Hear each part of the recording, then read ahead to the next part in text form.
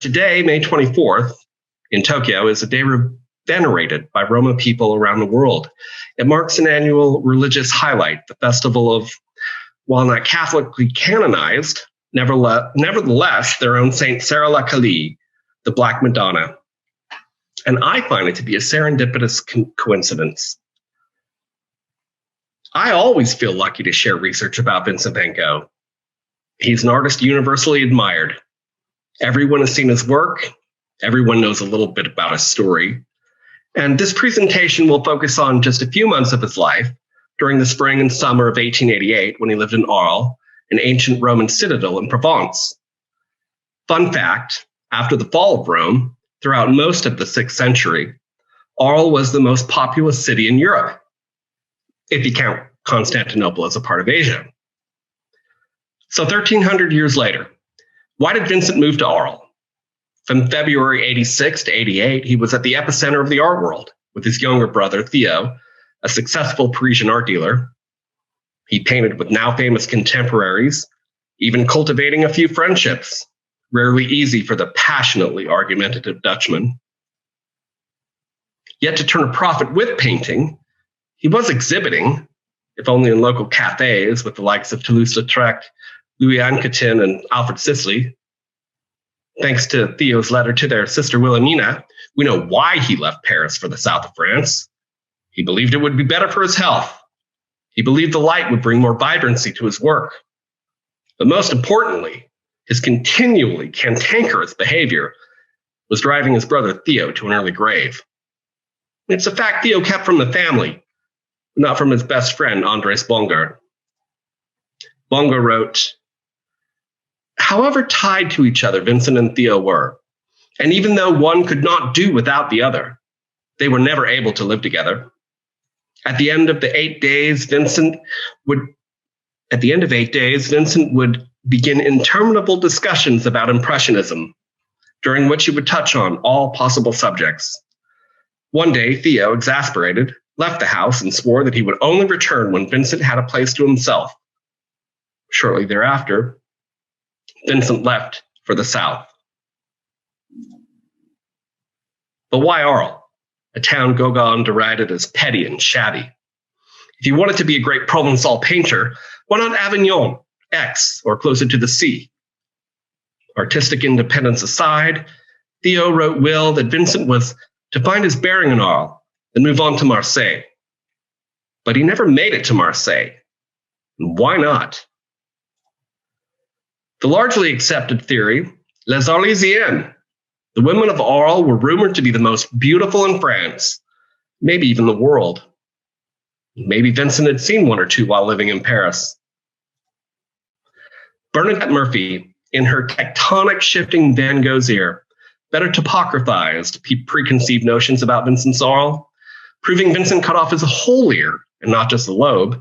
Murphy's research includes the likelihood there was nobody living in Arles, especially as a prostitute, called Rachel. If that's the case, which lucky Arlesienne received his severed ear?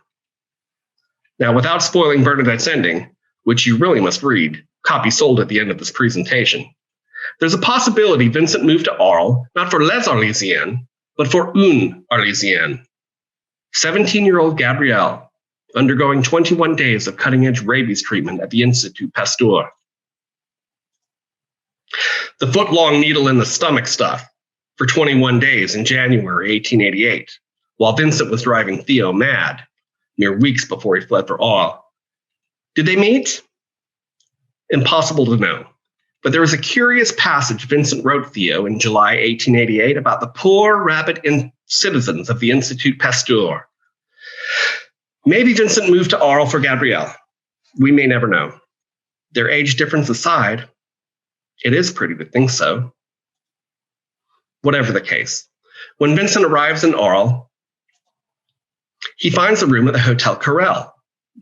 It's immediately a contentious relationship. And after 2 months, Vincent has to petition the justice of the peace to get his belongings back because there's a dispute over his bill.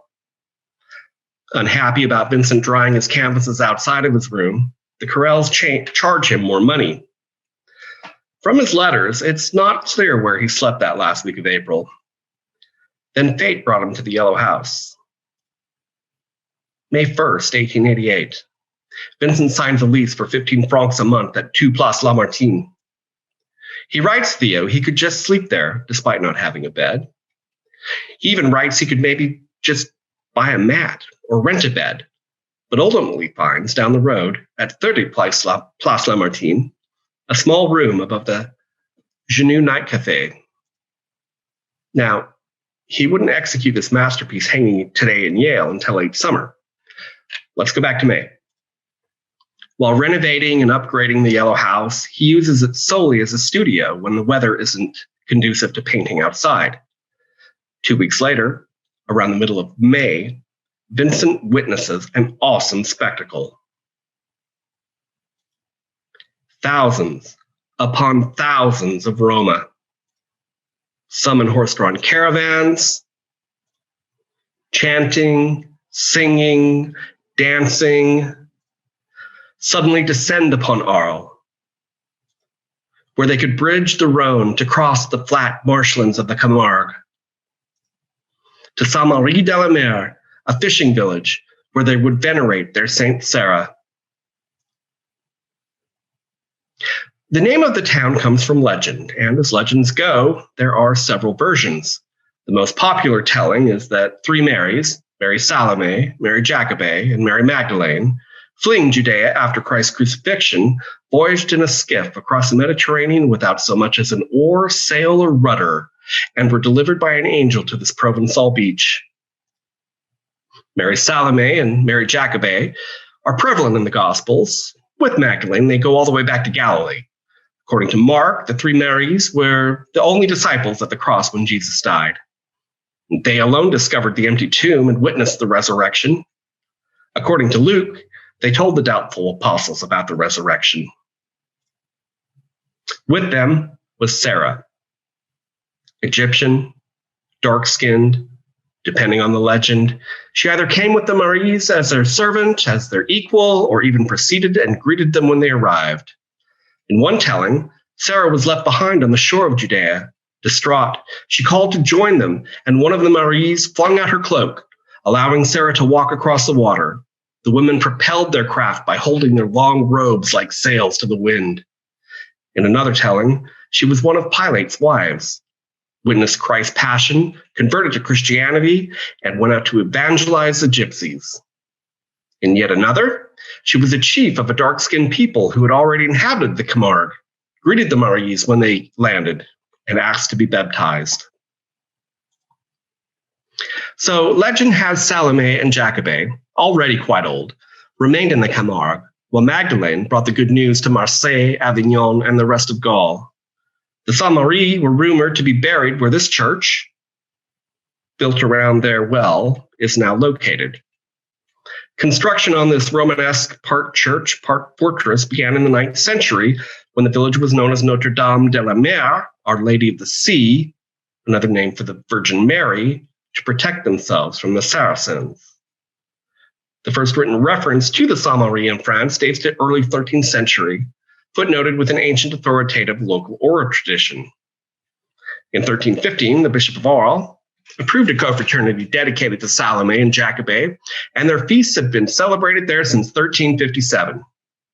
Yet Sarah remained on the fringe, an outsider, a foreigner, a stranger, étrangère, a derivation of cigan, or gypsy. In 1448, excavation beneath the church discovered skeletons, and they were proclaimed by Pope Nicholas V as relics of Jacobea and Salome. The interior of the church was reconfigured to create a crypt below the altar. A chapel was built above the choir to allow the reliquary of the saints to be displayed on high, only to be lowered on feast days. The cult of Saintes-Maries and Sarah flourished until the French Revolution, when the church was sacked and its furnishings, including the ossuary, were confiscated and burned. Legend has it the bones were recovered the very next day. In 1838, the town was renamed Saintes-Maries-de-la-Mer, and by the 1850s, with the pilgrimage fully restored, accounts about the Roma began to surface. In 1862, they took on the role of carrying the Saintes-Maries statues to the sea. While Joyfully devoted to Salome and Jacobea, the Romans' focus was on Sarah. Their cult was tolerated, but not encouraged by the church. With the Saintes-Maries elevated above the altar, the Roma regarded the crypt below as Sarah's space. The devotion to Sarah has a certain logic. She was said to be from Egypt. She was said to be a word that comes, and the word gypsy, today a derogatory form, derives from the word Egyptian. The two-day festival culminates with a parade to the beach. Pilgrims carry large figurines of the women saints, dressed and decorated with special jewels and elaborate costumes, in a model boat. And when the figurines arrive at the water, they're surrounded by a group of garlanded fishing boats, blessed, sung to, and launched into the sea. An American observer of 1892, reacting to the ecstatic singing, intense closeness, and connection to their supernatural protectors, commented that there is no faith like this in Protestantism.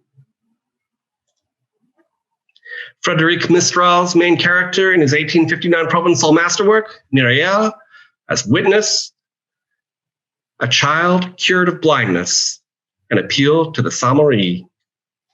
At the culmination, Myriel herself, after a terrible journey on foot across the Camargue, arrives at the church, calls upon Saintes-Maries for help, and they appear to her in a vision, offering strength, comfort, and the release from worldly adversity.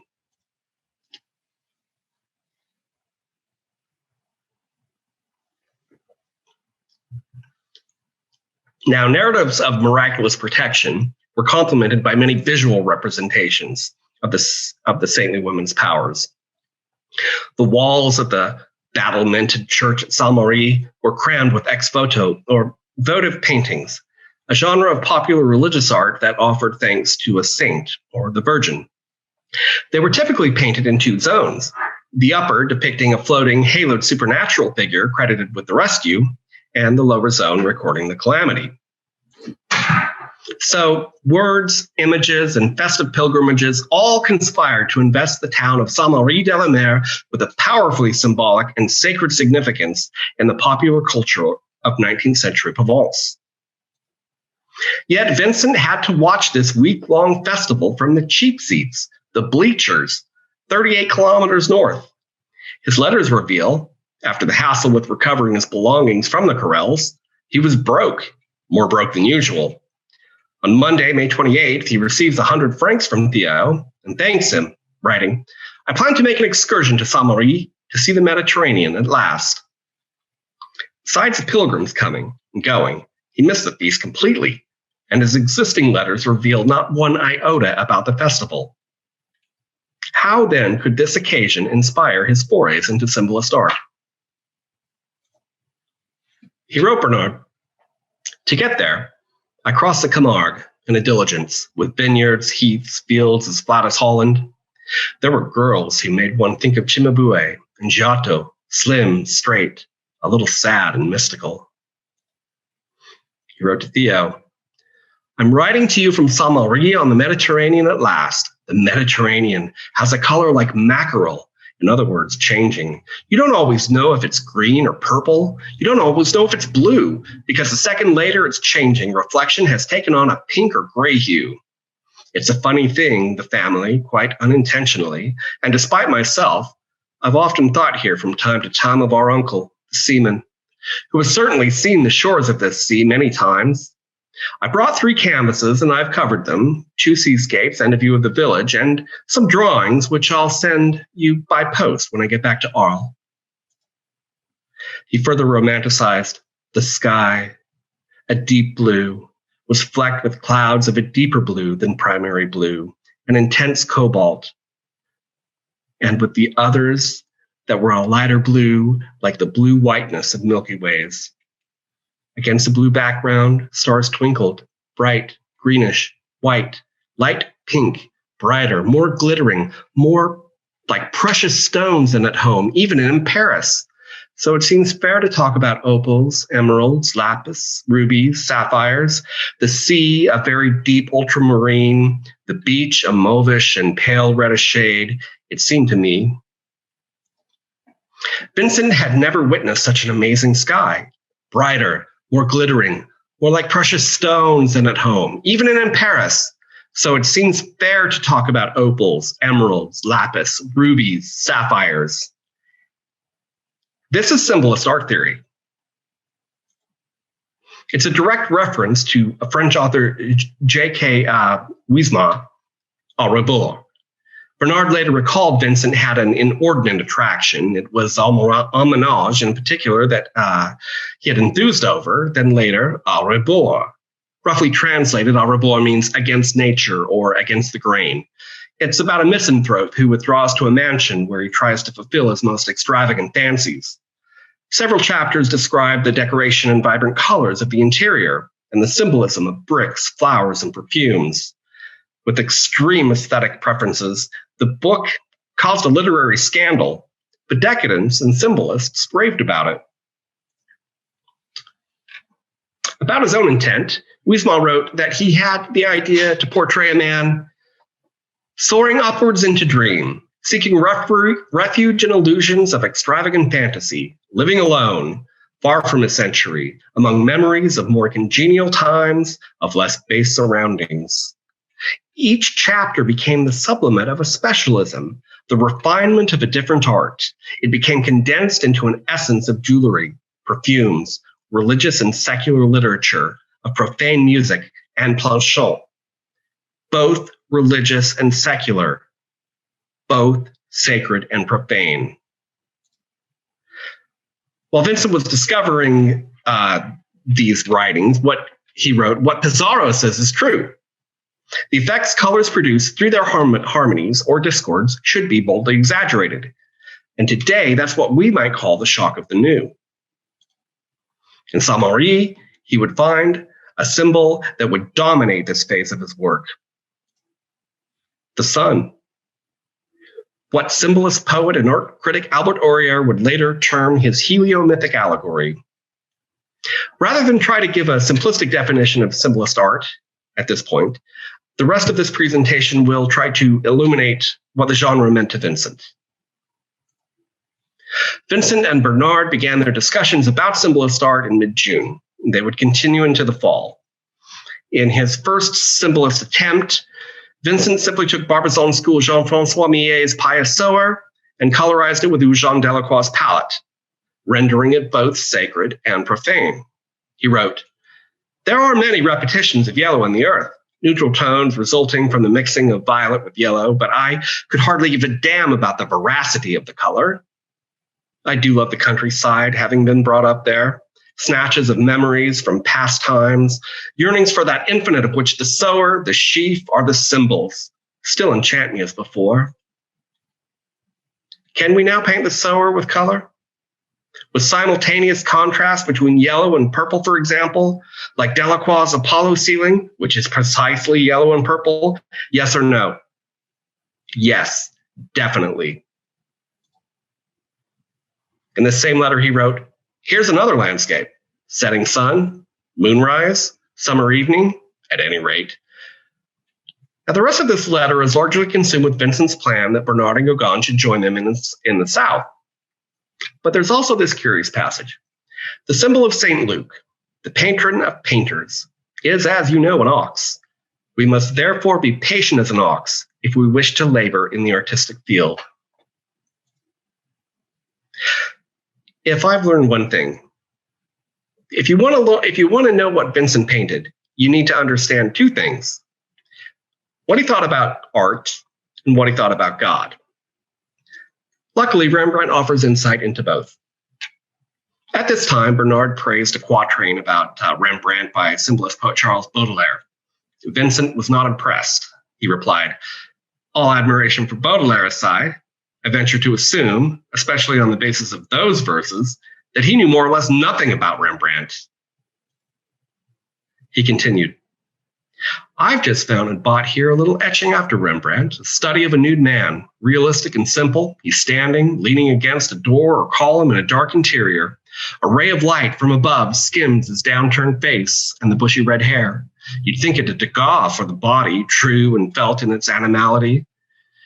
This image, without knowing the title, is both secular and religious. Incidentally, it's called Christ at the Column. However, a ray of light from above was often the only significance Vincent required to deem a figure religious. As in Millet's Peasants Bringing Home a Calf Born in the Fields, which Vincent considered a secular, but also a creche or a nativity scene. Alas, a lecture for another day. Vincent then scathingly wrote Bernard, "But see, have you ever looked closely at the ox or the interior of a butcher's shop in the Louvre?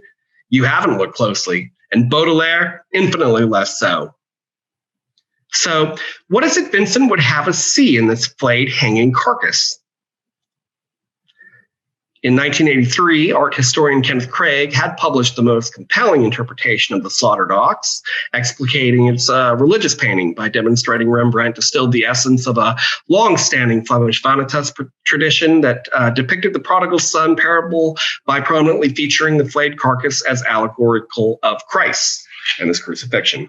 Craig concluded, "The killing of the fatted calf, the joyous return of the son, is the symbolic equivalent of the sacrifice of Christ on the cross. Sermon after sermon, as well as innumerable commentaries on Luke 15, make this point. The ox stands for Christ." Vincent surely embraces representation. However, he also perceived a lost interpretation.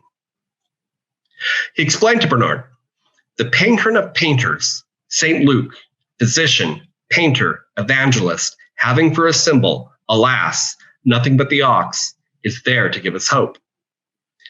So the ox is also symbolic of Luke, an important nuance. Luke, as patron saint of painters and butchers, compounds the correspondences all the more richly. So yes, Rembrandt's slaughtered ox stands for Christ, for his crucifixion, but it also stands for Luke, and for butchers and painters, and by extension, evangelists, and patience and labor and suffering and even celibacy. An allegorical self-portrait of the artist's true plight and destiny, Rembrandt's slaughtered ox ultimately embodies salvation as the artist lives on forever in his canvas. Much more than meets the eye at first glance. Correspondences or multiplicities of metaphors are a cornerstone of symbolist art, a fact Vincent seems to have grasped while Bernard had not. Vincent concluded his chastisement of Bernard. "It would be a treat for me to spend a morning with you in the Dutch gallery, all that is barely describable, but in front of paintings I could show you marvels and miracles that makes the infinite tangible to us, and to enjoy such a thing as like coitus, the moment of the infinite." These ideas are reflected in philosopher Arthur Schopenhauer's temporary relief aesthetics. Schopenhauer argued there were essentially two worlds, the phenomenal world, which we experience through our five senses, and beyond that, the nominal world, where things exist truly as they are. Schopenhauer believed that art could offer a momentary conduit to the nominal world, a sort of epiphany or a eureka moment, where the continuity of human suffering is temporarily relieved. Or as Vincent wrote, like coitus, the moment of the infinite. On many occasions, Vincent explained his artistic, in fact, his raison d'etre was to provide consolation for others, a brief respite from the constant suffering we all endure. But the bottom line for Vincent is that painting is about more than pretty pictures. It is about awakening the awe within your viewer by rendering the infinite tangible through a myriad of metaphors with glimmering facets that may be both sacred or profane. In 1998, Dr. Kathleen Powers Erickson published an in-depth study of Vincent's complicated Christology. Briefly, his father, grandfather, and uncle were doctors of theology and renowned pastors of the Dutch Reformed Church. They were not, however, strictly speaking, Calvinist. Adhering to a niche called the Groningen School, they held to some very different beliefs. They did not believe in limited atonement. Every soul can find its way to God. They did not believe in predestination. The penitent sinner can earn salvation. But most blasphemously, they were not convinced Christ was God, but merely an example sent to lead us all into union with God. So this is important to understand. Vincent's Protestantism did not preclude him from creating religious imagery or iconography, but rather necessitated that he transfigure it for his modern audience. That same year, In 1998, Dr. Naomi Margolis Maurer summarized Van Gogh and Gauguin's forays into symbolist art. They were part of the loose association of artists and writers in France in the late 1880s who originated the Symbolist Movement, a rebellion both against the artificiality of academic art and what they felt was the meaninglessness of naturalism and impressionism. Both men believed that great art conveys universally significant truths about existence, and that this is achieved not by duplicating the details of physical appearances, but by creating suggestive symbols through the selective distortion and rearrangements of nature's forms and colors. She goes on. Both were also convinced that the understanding of life communicated in art is comparable to the wisdom contained in the metaphors and the parables and myths. Religious teachings and literature, that the failure of the contemporary public to understand their work reflected the overall degeneration of aesthetic and religious sensibility in modern times, and that the revitalization of art could help spur a positive transformation of a society's entire moral fabric, or what Vincent called a Renaissance. They were attempting to render visible the universal essence of things instead of art that merely mechanically copies physical appearances. That's an absolute rejection of naturalism and impressionism. Now, sometimes this could be simply achieved, as in Delacroix's Christ Asleep During the Tempest. Vincent wrote, Delacroix paints the Christ using an unexpected light lemon note. This colorful and luminous note in the painting being what the ineffable strangeness and charm of the star is in the corner of the firmament. The little lemon yellow note for the halo, the aureole, speaks a symbolic language through color itself. Vincent would adopt this yellow as symbolic of divine love. Furthermore, Christ Asleep During the Tempest directly inspired a very special canvas that Vincent would soon dedicate to Bernard. Quay with sandbarges. When we consider Quay with sandbarges replicates not only the color of the Delacroix sea and likeness of his boat, but also, as evidenced in an earlier sketch, Vincent has transformed Arles cityscape into a mountain. There is little doubt that Delacroix heavily inspired Vincent's composition. In fact, we need only read this admonition to Bernard when Vincent gifted it to him. If the study I'm sending you in exchange doesn't suit you, just look at it a little longer.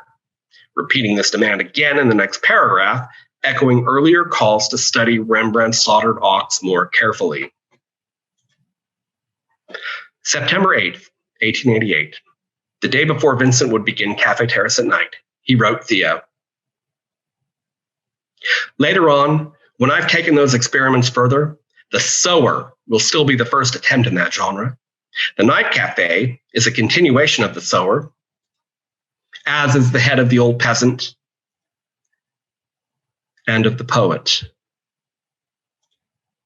Vincent was referring to his night cafe, which, according to his own pen, was symbolist. He wrote, I've tried to express the terrible human passions with the red and the green. I've tried to express the idea that the cafe is a place where you can ruin yourself, go mad, commit crimes. All of that in an ambiance of a hellish furnace in pale sulfur, to express something of the power of the dark corners of a grog shop. He penned these sentiments hours before executing a contrasting vision of blues and yellows outside at night on the Place du Forum, in the center of Arles, beneath the magnificence of the starry firmament, further actualizing his undoubtedly symbolist genre. In my first IAFOR presentation, I demonstrated the likelihood that Vincent intended this to be a depiction of the Last Supper. Very briefly, we have a curiously garbed central figure before a cross or crucifix, bathed in Delacroix's luminous citron yellow halo, serving 12 diners as the shadow on the left seems to exit the scene. Now, while I believe this to be the pinnacle of a symbolist art, others believe it occurred a few months later with his Berceuse triptych. In the year 2000, art historian Dr. Deborah Silverman refined and redefined Vincent's forays into symbolist art. She wrote, Van Gogh's art had evolved by 1888 into a symbolist project that can be called sacred realism, a project of divinity made concrete and discovering the infinite in weighted tangibility. She explained, as have other Van Gogh scholars, that when Vincent wrote his brother, You must know, too, that if you put them in this order, that is, the Berceuse in the middle and the two canvases of the sunflowers to the right and the left, this forms a sort of triptych. And then the yellow and orange tones of the head take on more brilliance through the proximity of the yellow shutters. And then you will understand that what I was writing to you about it, that my idea had been to make a decoration like one for the far end of a cabin on a ship, for example. That he meant it to be understood as some kind of Stella Maris, Our Lady of the Sea, another name for the Virgin Mary. Preeminent Van Gogh scholar Dr. Eva van Gogh wrote, "The image created is that of an altarpiece in which Madame Roland takes on the role of the Virgin Mary, and the sunflowers can be associated with Christ. By employing the triptych form, Vincent intensifies the religious aspect, but it remains no more than one facet of the work, one of the possible interpretations of this realistic image. Vincent wants to retain the guise of observable reality, even when he transforms this reality in his paintings. In other words, it was both sacred and profane." Silverman, however, argued Vincent was more purposeful. She wrote, "He devised the Berceuse as a type of Protestant counter-imagery to the dynamic supernaturalism he encountered in Provençal Catholic culture. She supplied many new insights to its composition. The sunflowers, suggestive of torches or candelabras, floral wallpaper, red and green color fields, and lullaby title are all highly evocative of Flemish Renaissance Madonnas, as in this Jan van Eyck. Further, Vincent painted at least 5 different iterations during the spectacle of an expansive 2-month Arlesian Nativity Festival, where he was constantly bombarded with images of the Virgin and her Son. It bears striking reminiscences to Antwerp's St. Andrew's Stella Maris, stained glass window, another Madonna that Vincent revered. Vincent wrote Theo about his triptych in May 1889, as he was checking himself into the asylum at Saint-Remy, a time when he may well have been ruminating about the girls who had made one think of Cimabue and Giotto, slim, straight, a little sad and mystical. Silverman concluded, a year later, as he explored a new language of solace for sailors in his Berceuse series, traces of Saintes-Maries-de-la-Mer's popular Catholic culture of gratitude and love for saintly women surfaced, adapted to a new humanist alternative. With La Berceuse, Van Gogh's quest for mediating the infinite and the tangible did not completely block out the vibrant sights and sounds of the popular culture of Catholic supernaturalism that enveloped him in Arles and the towns he visited. Like the sailors' ex-votos and Saintes-Maries, Van Gogh's Berceuse joined a symbol of gratitude to a sacralized female figure who offered solace to sailors. This was not gratitude for already accomplished and presumed acts of miraculous reversals or the order of nature, but rather a gratitude for comfort and consolation offered by human agents on earth in binding companionship and hope, freed of the expectation of direct celestial intervention, but comforted by the anticipation of memory of an embrace. Moving from negation to naturalization, Van Gogh came to locate in his synthetic maternal portrait a humanist alternative system of meaning that to the saintly women shone piloting the heavens in the popular art of the local votives. His Berceuse culminated his art of sacred realism, shorn of miraculous rescues and visionary ruminations, but nonetheless vested with spiritual force and the consoling function associated with religious art. Thank you very much for your attention.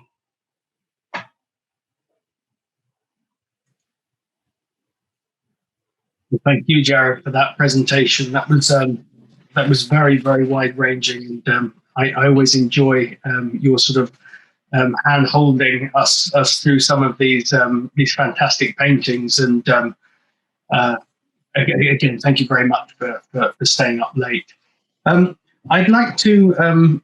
If anybody has any questions, please do put them in the chat box. But I'd like to start off with something I noticed, if you don't mind, and that was the the night cafe, you had alluded to yellow being a sort of a divine light, or used in that way.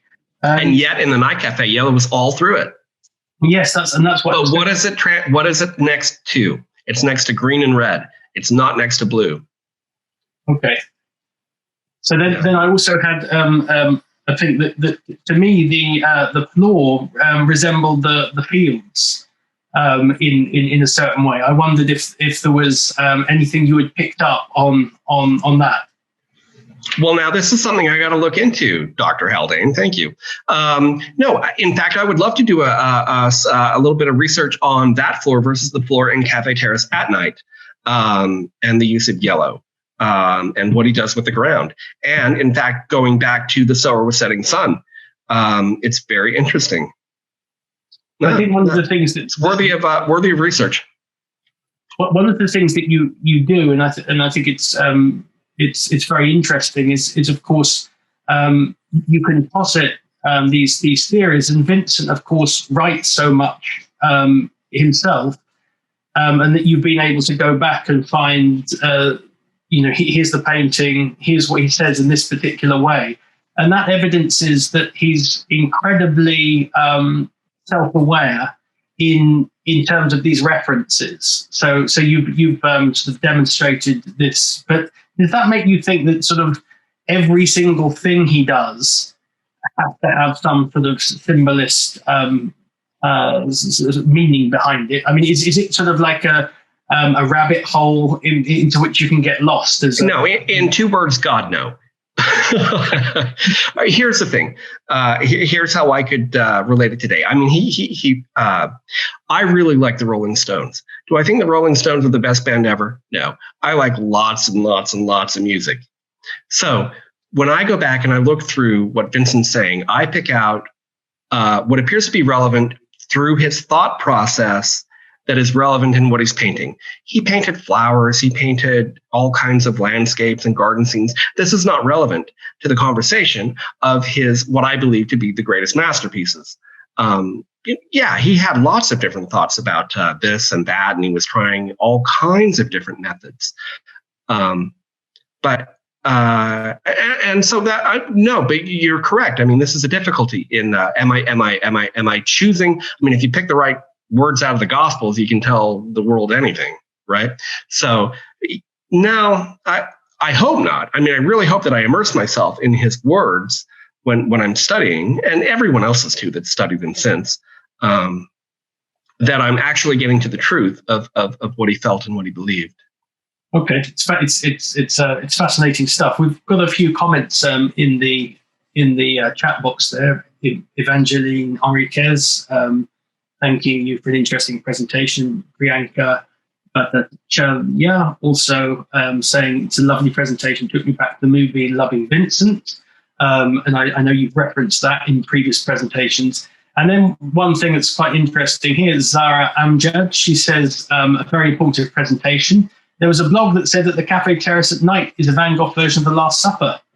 Now, what do you have to say regarding this? And that's my research. I imagine you're the source. I was going so check your footnotes. Okay, so Zara, I think you've certainly tickled the Grandmaster's ego there with your thing. Indeed, he is the source for that. I imagine if you're referring to the blog post, which was I'm quite sure there's no way that I'm not the source. Indeed. At this point. Okay, Jared. So briefly, because we've only got a minute left. What's next for you? Where because you can obviously go in so many different directions from this, and it's great to see that your work's continuing to get some positive feedback and some traction. So where do you go with this next? I have a documentary in the works, but the world's closed, so I can't even film until November.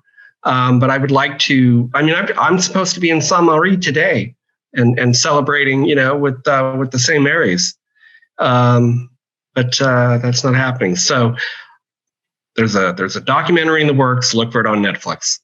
Very good. So life's on hold for the moment, but when things get unholded, then hopefully we'll see you. And of course, I think that'd be fantastic. And I hope that you can continue to come back, whether it's in virtual land or indeed online, to present and continue to present your ideas at IAFOR conferences. We're very happy to have been able to keep in touch with you over the years and see your ideas and everything developing. So thank you so very much. Thank you, Dr. Haldane. And yeah, I would like to definitely stay in touch. But I got to say, I mean, this was okay, but the in-person conferences are so much better. They're just, I feel like we should go have a beer at this point. Well, it's 1 o'clock in the afternoon for me, so I dare say the next time the rest of the staff probably wouldn't appreciate it if I did. But for you, I suggest you go off and have one in celebration. And again, thank you very much. Do take care, and we will be in touch.